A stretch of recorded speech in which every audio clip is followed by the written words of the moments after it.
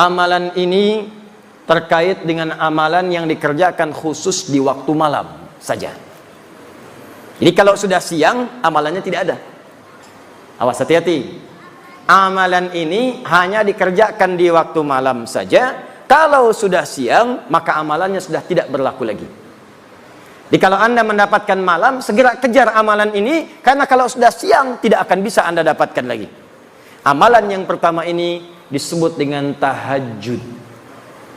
Disebut dengan apa namanya? Tahajud. Inna fil jannati baban yuqalu tahajud. Sungguh di surga itu ada satu pintu nanti disebut dengan pintu tahajud, yang hanya masuk ke situ orang-orang yang rajin tahajud. Bahkan dikatakan ainal mutahajjidun, ainal mutahajjidun, mana ahli tahajud, mana ahli tahajud, fa idza dakhaluhu ughliqat. Kalau sudah masuk ahli tahajud, ditutup pintunya serapat mungkin. Jadi yang cuma ikut-ikut nonton melihat orang tahajud tidak bisa masuk. Hanya ahli tahajud tidak bisa masuk. Dan dahsyatnya ahli tahajud ini ketika masuk ke dalam surga yang dimaksudkan, diberikan tempat spesial oleh Allah langsung di taman surga. Jadi kalau bapak ibu tinggal di komplek, kemudian tinggalnya di depan taman, enak tidak? Bagus tidak? Nah, ada orang masuk surga, tinggalnya di taman surga langsung. Dan keistimewaan yang kedua, dia langsung diperkenankan oleh Allah sebelum masuk ke surganya bisa melihat Allah langsung tanpa hijab, yang di dunia tidak pernah ditatap. Anda bayangkan ya, bapak ibu punya anak sekolah misal di Amerika 20 tahun tidak pernah jumpa. Ada berita besok mau tiba di Soekarno-Hatta di Jakarta. Pesawat landingnya, tibanya jam 7. Bapak ibu jemput datang ke bandara jam berapa? Bukan sekedar jam 5. Dari sehari sebelumnya sudah terbang ke Jakarta. Ditunggu di bandara. Setiap pesawat dihitung 1, 2, 3, 4. Dilihat kemudian di papannya, kapan anak saya akan tiba? 20 tahun nggak jumpa. 20 tahun tak pernah tatap, 20 tahun tak pernah bertemu. Begitu disampaikan akan tiba pertemuan, rindunya luar biasa. Kita ini selama hidup tak pernah menatap Allah. Hanya yakin iman, tapi tak pernah nampak dalam pandangan kita. Maka mustahil ada orang beriman yang tidak merindukan Allah, mustahil. Semakin kuat iman kita, semakin rindu kita berjumpa dengan Allah. Makanya abangda kita, sahabat kita, ustaz kita, Allah yarham Ustaz Arifin Ilham, 2 hari sebelum wafat, saya ada perasaan ingin terbang ke Penang, ingin jumpa. Qadar Allah, kemudian pesawatnya begitu padat, tak mendapatkan tiket yang diharap. Tiba-tiba dapat berita kemudian wafat. Inna lillahi wa inna ilaihi raji'un. Tapi tidak banyak orang mengetahui sebelum wafat kalimat apa yang dituliskan oleh beliau. Liqa Allah. Kata beliau, sekarang tiba melepas kerinduan berjumpa dengan Allah Subhanahu wa ta'ala. Tidak ada kerinduan terbesar bagi orang beriman kecuali 2. Berjumpa dengan Allah, menatap Rasulullah SAW. Tak pernah kita hidup bersama Rasulullah. Bahkan dalam mimpi jarang kita bermimpi menatap beliau. Tak pernah kita berjumpa. Orang yang mengorbankan tenaganya, fikirannya, bahkan jiwanya untuk umatnya. Azizun alaihi ma'anittum, harisun alaikum bil mu'minina raufur rahim. Ini orang, kata Allah, saking luar biasanya, kalau umatnya memiliki persoalan, dia akan mengatakan, ya Allah, jangan berikan kepadanya, timpakan saja kepada saya supaya dia ringan bebannya. Ya Rabb, kalau sakaratul maut itu begitu sakit, maka timpakan semua sakaratul maut yang akan dirasakan oleh umatku, timpakan sekarang kepadaku, supaya mereka tidak merasakannya lagi. Muhammad sallallahu alaihi wasallam.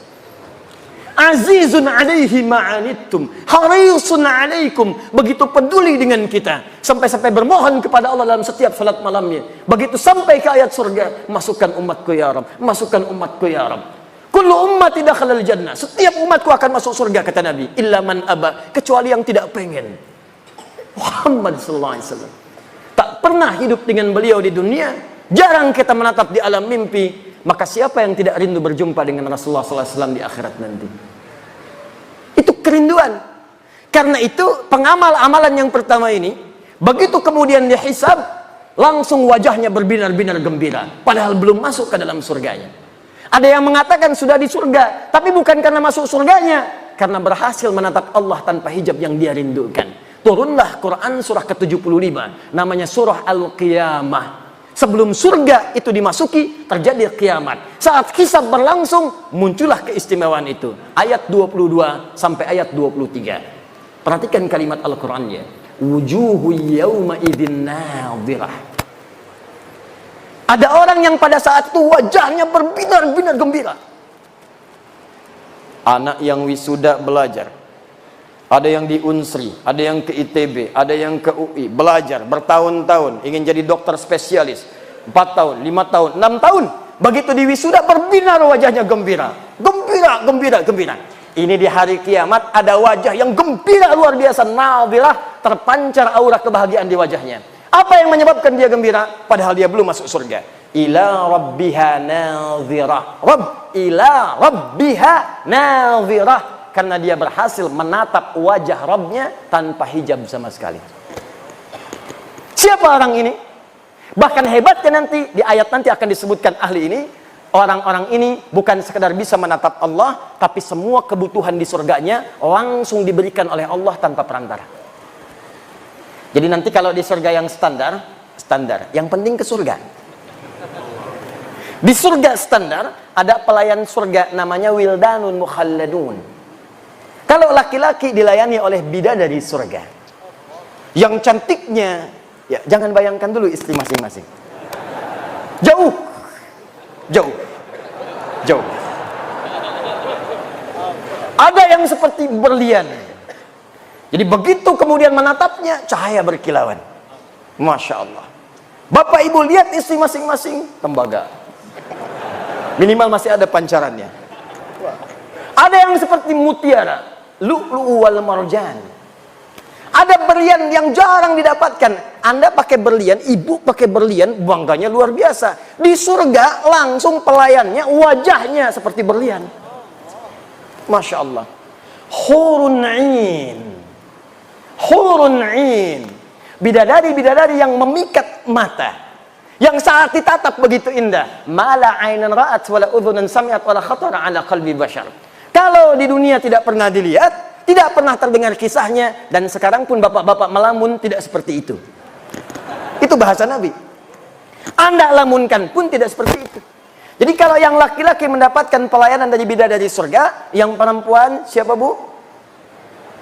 Tidak ada bidadara. Yang ada pangeran-pangeran surga. Jadi kalau laki-lakinya dilayani oleh bidadari surga, maka yang perempuannya dilayani oleh pangeran-pangeran surga. Gantengnya jangan bayangkan suami ibu sekarang. Jangan samakan dengan ustadz yang sedang ceramah. Jauh. Jauh. Indahnya luar biasa. Bi aqwabi wa abariqa wa ka'sim min ma'in. Ketika melayani Anda, maka mutiara-mutiara. Ada gelang-gelang yang indah. Kalimatnya sangat luar biasa. Wajahnya sebelum datang cahayanya sudah tiba. Anda bayangkan. Sebelum datang cahayanya sudah tiba.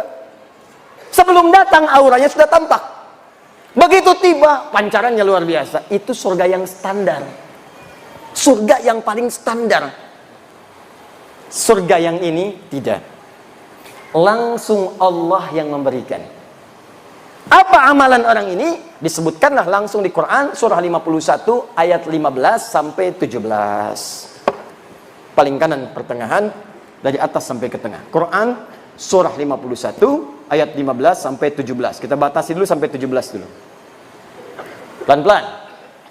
Innal muttaqina fi jannati wa uyun. Nanti ada orang-orang takwa yang akan tinggal kemudian di taman surga. Apa keindahan taman surga itu? Akhirina ma atahum rabbuhum. Maka mereka akan mengambil semua kenikmatan surga langsung diberikan oleh Allah Rabbnya. Berikan, berikan, berikan. Lihat, kalimatnya menggunakan Rabb. Rabbuhum. Ketika menatap Allah, kalimatnya menggunakan Rabb.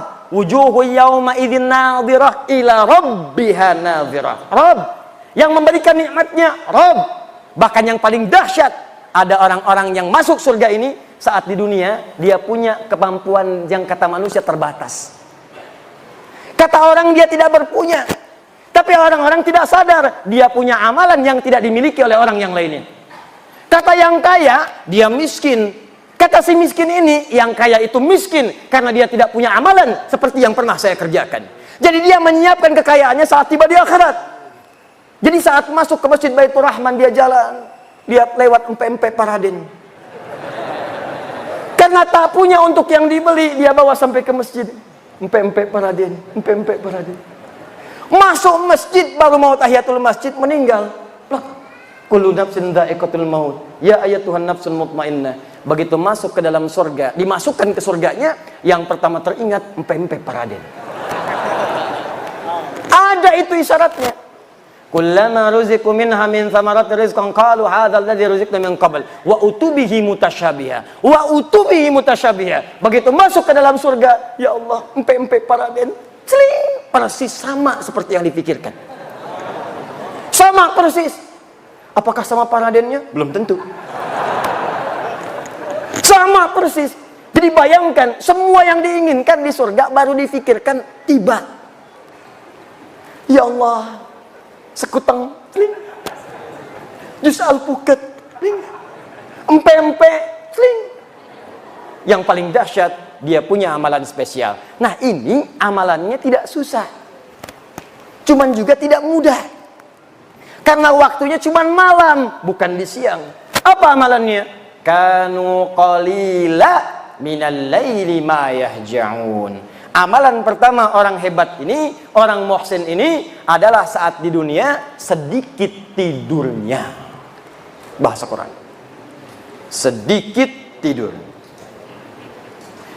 Tidak ada istilah dalam Al-Quran termasuk hadis orang yang sedikit tidur kecuali menunjukkan orang yang rajin bangun malam. Kalimat bangun malam diidentikan dengan tahajud. Ingat, ini pesan saya, kalau Al-Quran sudah menyampaikan kalimat, jangan ditambah, jangan dikurangi. Begitu ditambah, kalimatnya akan berubah makna. Kata Allah, sedikit tidur. Anda tambahkan sedikit-sedikit tidur, maka maknanya akan bergeser. Dikurangi, hilang maknanya. Kata Allah, sedikit tidur, buang sedikitnya tidur. Paham? Baik, jadi apa amalan yang pertama? Sedikit tidur. Kanu qalila minal laili ma yahja'un. Siapa yang sedikit tidur ini? Ditafsirlah kemudian di Al-Quran surah ke-17 ayat ke-79 sampai dengan ayat 81. Paling kiri di pertengahan di mushafnya. Inilah amalannya, apa yang disebut kemudian dengan amalan salat tahajud. Quran surah 17 ayat 79 sampai dengan 81. Kita punya 3 menit lagi untuk menuju Isya. Pelan-pelan nanti kita jeda di Isya. Saya agak cepat karena yang mau saya sampaikan bukan amalan ini intinya. Ini pilihan pertama. Jadi kalau Bapak Ibu ingin ambil yang ini, silahkan.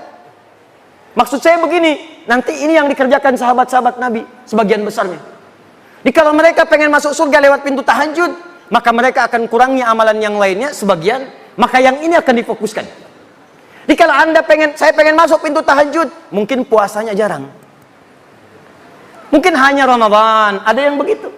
Hadis Muslim nomor hadis yang ke-14. Ja'a Rabiun ilan Nabi sallallahu alaihi wasallam. Datang seorang Arab Badui kepada Nabi sallallahu alaihi wasallam. Faqala ya Rasulullah, maka dia berkata, ya Rasulullah, dullani ala amalin basitin yudkhilul jannah. Tolong tunjukkan kepadaku amalan yang sedikit-sedikit saja.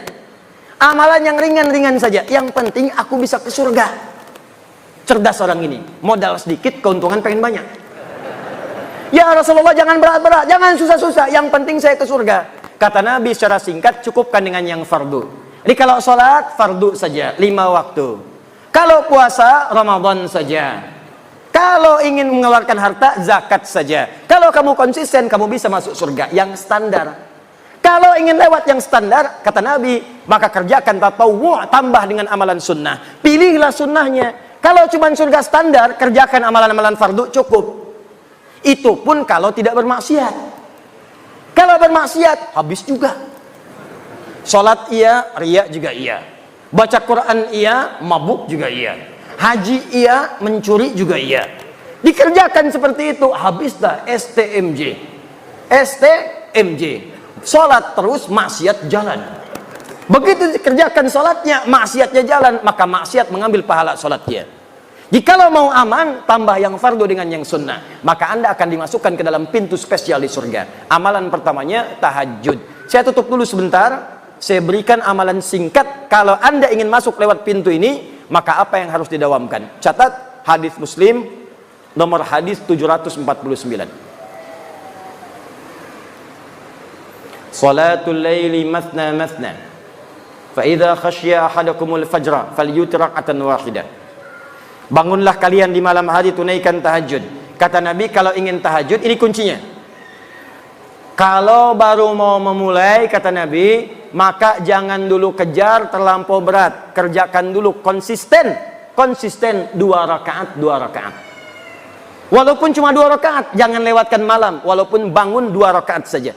Kalau khawatir fajar akan tiba, maka segera tunaikan witir 1 rakaat. Jadi kalau Anda kerjakan 11 rakaat, 23 rakaat, tapi malam ini sholat, besok tidak, besok lagi tidak, besok lagi tidak. Lebih disukai orang yang tiap malam bangun, walaupun cuma 2 rakaat, witirnya 1 rakaat. Kalau Anda kerjakan dengan niat minta masuk pintu tahajud, maka besar kemungkinan insya Allah dikabulkanlah dan masuklah ke dalam pintu tahajud yang dimaksudkan. Jelas sampai sini? Jadi kalau ingin masuk lewat pintu tahajud, silahkan masuk. Mulai sekarang jangan tinggalkan sebagian malam, walaupun hanya mengerjakan 2 rakaat plus witir 1 rakaat.